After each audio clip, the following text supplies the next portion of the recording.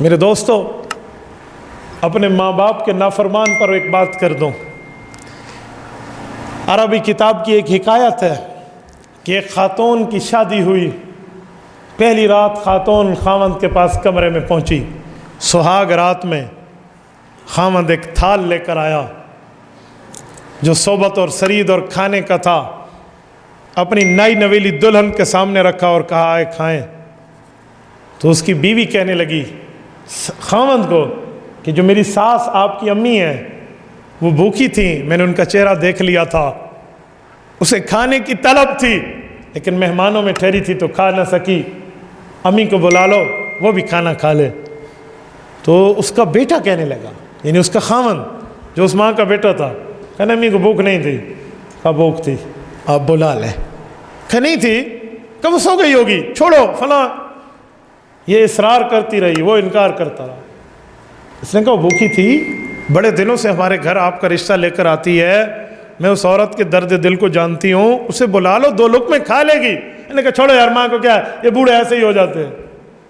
یہ جملہ سننا تھا تو بیوی نے کہا میں اپنے تم کو قدرت نہیں دوں گی، مجھے طلاق چاہیے، مجھے طلاق چاہیے۔ ہڈا پڑ گیا، شور شرابہ ہو گیا۔ انہوں نے کہا جی نہیں رہنا، میں نے، مجھے طلاق چاہیے۔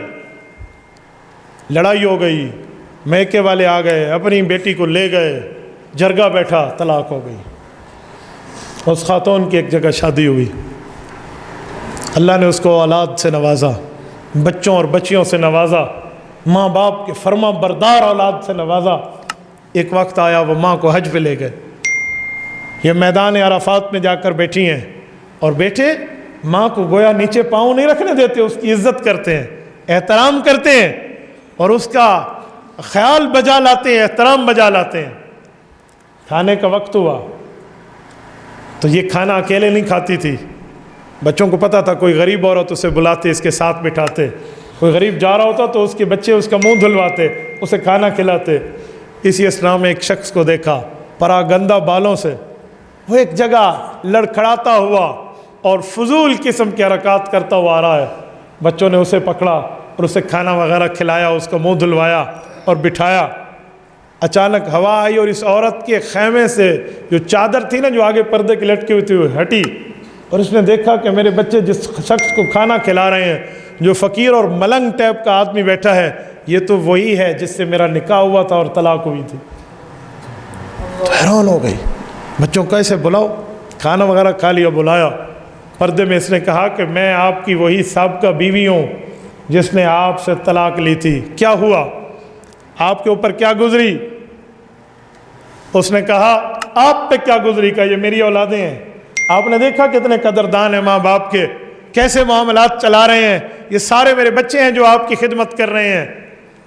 اس نے کہا میں تو ذلیل ہو گیا، میں برباد ہو گیا، میں نے ایک جگہ شادی کی، مجھے میری اولاد جو ملی بد نصیب ملی، انہوں نے مجھے مارا، کوٹا، ذلیل کیا، میری یہ ہڈی ٹوٹی، میری یہ ہڈی ٹوٹی، آج مجھے گھر سے نکال دیا، میں در در پھر رہا ہوں اور میں بے سہارا، بے سہارا، بے آسرا اور بے سہارا ہوں، بس میری قسمت بری تھی، تیری قسمت اچھی۔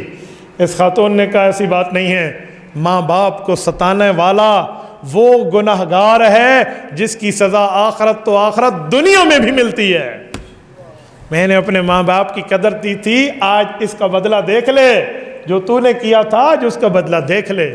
تو میرے بھائیوں، جو وہ تجربے سے بتا رہے ہوتے ہیں اور اولاد ان کو بوڑھا بوڑھا کہہ کر، اولاد ان کے بڑھاپے کا مذاق اڑا کر ہٹ جاتی ہے، یہ یاد رکھنا وہ اپنا تجربہ دے رہا ہوتا ہے جو سونے سے زیادہ ہمارے لیے قیمتی ہے۔